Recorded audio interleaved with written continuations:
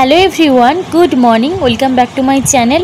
কেমন আছো সবাই? আশা করছি যে যেখানে আছো সুস্থ আছো, ভালো আছো। আমার গোপালদের দর্শন করিয়ে আমি আজকের ব্লগটা শুরু করলাম। দিনটা ছিল সোমবার। চলো, আমার সকাল 6টায় পুজোটা শেষ হয়ে গিয়েছিল। তারপরে দেখো আমার মামাম বুড়ি উঠে পড়েছে। তো উঠে পড়তেই ওর ঘন্টাটা দরকার, ঠাকুরের ঘন্টা। এখানে আমি হরে কৃষ্ণ গান করে ওকে ঘন্টাটা বাজাতে বলছিলাম। আর দেখো ঘন্টাটা বাজাচ্ছে কেমন, দেখো এইরকম ঘন্টা বাজানো হয়, ঠিক আছে? তোমরা শিখে রাখো। তারপরে দেখো আমি এখানে গান গাইছি, ও নাচছে, মানে হরে কৃষ্ণটাই গান গাইছিলাম, ও নাচছে। তো উঠে পড়লেই মানে আসবে আমার কাছে। ওর পাপাও ছিল না সকালবেলা, তো একটু কাজে গেছিলো। তারপর দেখো ওর সাথে আমি গল্প করছি। দেখো তো এই বদমাসটা কি করে। আমি একটু ওর বালিশটা দিয়ে ফোনটা ঠেস লাগিয়ে আমি একটু ব্লগ দেখছিলাম। ওই বালিশটাতে দেখছিলাম, ওটা টেনে নিল। আবার এটাতে দেখলাম, এটা টেনে নিল। তোমার কি বক্তব্যটা কি? কি করছো? হ্যাঁ হ্যাঁ, কি বক্তব্যটা কি দুষ্টু পাখি?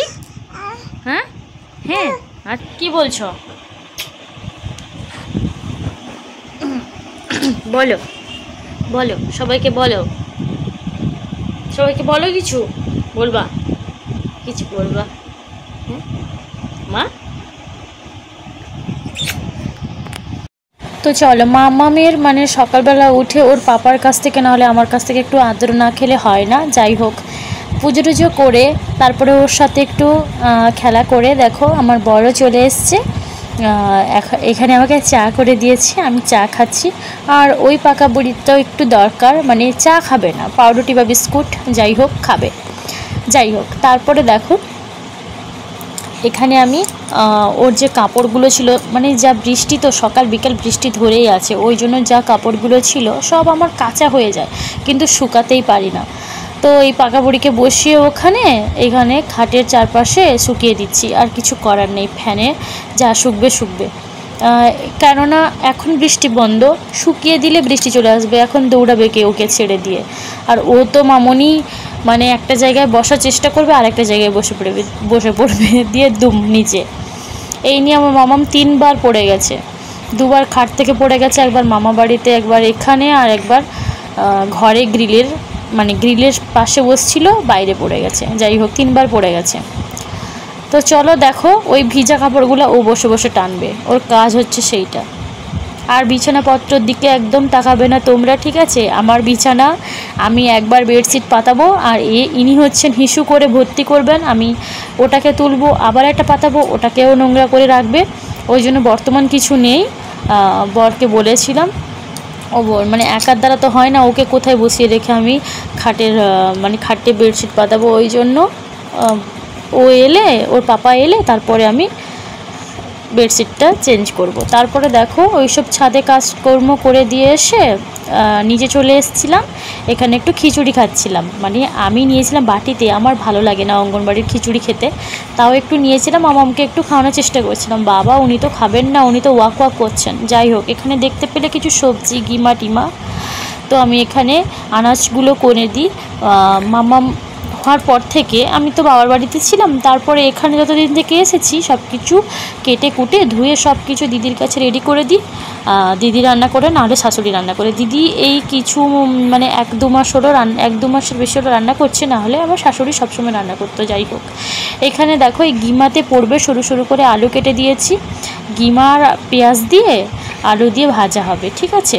চলো তোমরা কন্টিনিউ ভিডিওটা দেখতে থাকো, আশা করছি আজকের ভিডিও তোমাদের খুব ভালো লাগবে। আমি আনাজ করতে বসবো আর এরা দুষ্টুমি করবে না, সেটা কি করে হয়? আমার ভাইপোকে দেখো, এখানে আমার জায়ের ছেলে, ঠিক আছে? ওর অবস্থাটা দেখেছো? ও লঙ্কা তুলেছে হাতে, ও লঙ্কাটা ছাড়িয়ে নিয়ে আবার হাত ধুয়ে দিলাম। আর মামাম সব আনাজ জুটিটা টেনে নিয়ে এসছে, আর ওর দাদা দোয়ার থেকে এলো, সব কিছু টেনে টুনে ব্যাস শুরু করে দিল দুজন। মানে এইসব কীর্তন হতেই থাকে আমার কাছে, ঠিক আছে? ওরা দুষ্টুমি করবে না, ওদের দুজনকে সামলে নিয়ে আমি আনাজ করি। ওইখানে সব গুছিয়ে টুছিয়ে দিয়ে এসে মানে 12টা বাজতে 10 মিনিটখানি বা 15 মিনিটখানি বাকি ছিল, আমার মামামকে নিয়ে চলে এসেছি। মামামকে খাবার খাওয়াবো, চান করাবো ওটার জন্য। তো ওখানে আমি তেল মাখিয়ে দিচ্ছি আদর করে। ওর একটু তেল বোতলটা দরকার, ঠিক আছে, ওকে যখন তেল মাখাবো ওর তেল বোতল দরকারি। আর ভালো করে ধুয়ে মুছে ওকে একটা ধরাই, ও তারপরে মাখাই, আরেকটা ধরাই, আরেকটা মাখাই, মানে হেয়ার অয়েল আর মাসাজ অয়েলটা আছে। যাই হোক, তারপরে দেখো আমার মামামের চান টান করা কমপ্লিট। আজকে মামামকে আর খিচুড়ি করে দিইনি, আজকে একটু সারাল্লা খাইয়ে দিয়েছি, ঠিক আছে। চলো, যাই হোক, তারপর দেখো সন্ধ্যাবেলা আমরা বেরিয়ে পড়েছি কোথায়, হঠাৎ করেই বাবার বাড়ি বেরিয়ে পড়েছি, ঠিক আছে। একটু ঘুরতে যেতে ইচ্ছে হলো, যেহেতু বরের সকালবেলা ডিউটি হয়ে গেছিলো আর বিকালবেলা একটু ঘুরতে যাব বলে আমি বললাম বাবার বাড়ি একটু যাবো, মার সাথে একটু দেখা করতে। তো যাই হোক, আর মার হাতের চা আমার তো জীবন বলতে গেলে। সন্ধ্যাবেলা মানে এসেই মার হাতে চা খেলাম। তো যাই হোক, তারপরে দেখো আমার ছোটো কাকিমা ছিল না, বড় কাকিমা ছিল, আমার বোনু ওকে নিয়ে গিয়ে আদর করে দিয়ে গেল। আমি দাদুর কাছে আবার নিয়ে গেলাম, দাদুর কাছে কত আদর খেলো, এখানে দিদুনের কাছে আদর খাচ্ছে, ঠিক আছে। চিপস টিপস নিয়ে তারপরে দেখো আমি এখানে পাঁপড় খাচ্ছি, বরকে দিয়েছিলাম পাঁপড় আর বিস্কুট। তারপরে দেখো এখানে কত রকমের আনন্দ এখানে চলছে। যাই হোক, ও বলতেই তো ভুলে গেলাম, মানে বাবার বাড়ি যাওয়ার আগে না আমি একটু দীঘা গিয়েছিলাম একটু কিছু জিনিসপত্র কিনতে, ঠিক আছে। তারপরে বাবার বাড়ি গেলাম। এখানে দেখতেই পাচ্ছ কাঁচা ছোলা, আলুর দম, সাবুর রুটি, নতুন শুনছো না, হয়তো অনেকেও জানো। তারপরে লুচি মা করেছে, মা সোমবার ব্রত করে তো ওই জন্য ওখানে একটু কিছু খেয়েছিলাম। এবার ঘরে চলে যাব। তো চলো, এখানে ব্লগটা শেষ করছি, টাটা।